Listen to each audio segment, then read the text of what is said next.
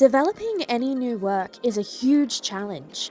It's a massive challenge, a massive undertaking, no matter how established that your script idea is, no matter how established your artists are.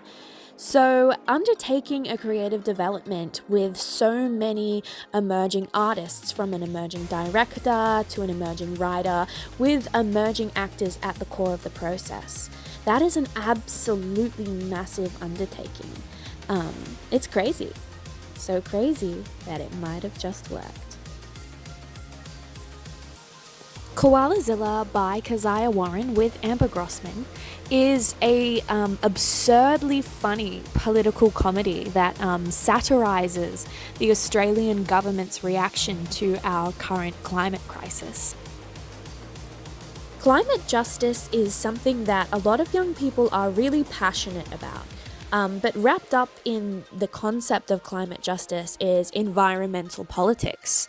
And in order to understand environmental politics, to figure out how to get involved and make change in your local community, young people are finding that it's quite inaccessible because you need to be really well versed in government and political jargon to understand what is actually happening and what is having an impact on your life. This was something that Kez identified and was really passionate about.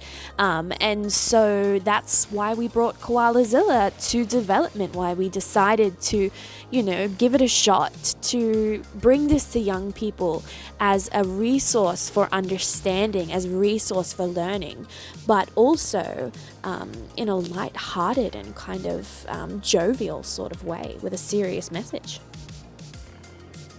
The concept, the story, and the really wacky characters of Koalazilla are entirely the brainchild of Keziah Warren.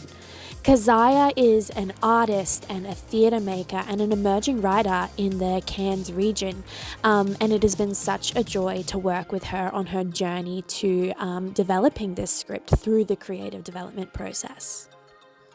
Being able to work collaboratively with such a passionate and engaged team of emerging artists and professional artists was an absolute joy.